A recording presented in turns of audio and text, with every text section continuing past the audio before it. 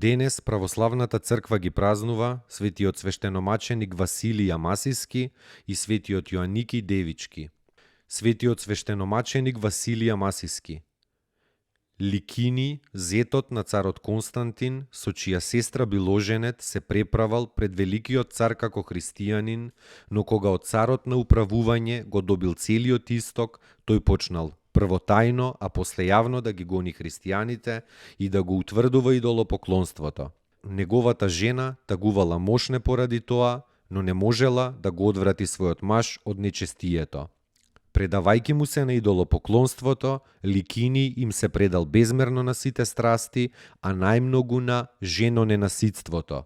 При еден напад на оваа нечиста страст, тој сакал да ја оскверни девицата Глафира, која била во службата на царицата. Оваа и се пожалила на царицата и царицата тајно ја испратила од царскиот двор во Никомидија во Понтиската област. Девицата стигнала во градот Амасија и тука била срдечно примена од епископот Василий и останатите христијани.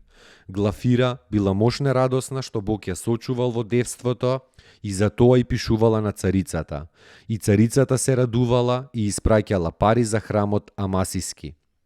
Но едно писмо на Глафира, упатено до царицата, паднало во рацете на царскиот евнух, кој му го покажал на царот Ликини.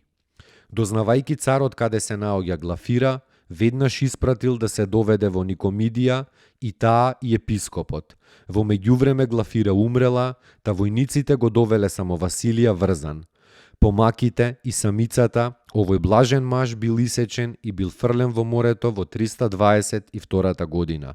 Неговите клирици, по укажувањето на ангел Божји, му го нашле телото близу до градот Синоп, го извлекле од водата со помош на рибарски мрежи и го пренеле телото во Амсија, каде што чесно го погребале во храмот, кој тој со свој труд и го подигнал.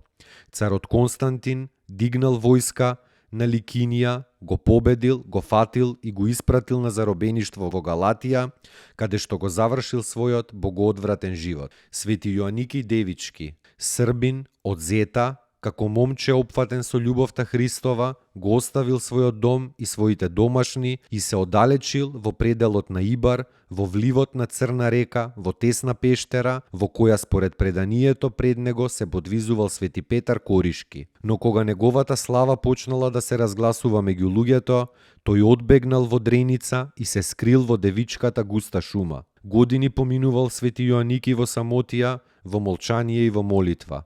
Според преданието, српскиот кнез Ѓураќ Бранковиќ му ја довел својата полудена ќерка, која светителот ја исцелил. Од благодарност, Ѓураќ подигнал манастир на тоа место, познат и денес под името Девич. Тука почиваат светите и чудотворни мошти на светиот Јоанники. Во тој манастир се подвизувала скоро до нашите денови една прочуена и богоугодна испосница монахињата Ефимија, подобро позната во Косовскиот крај под името Блажена Стојна. Таа се упокоила во Господа во 1895 година.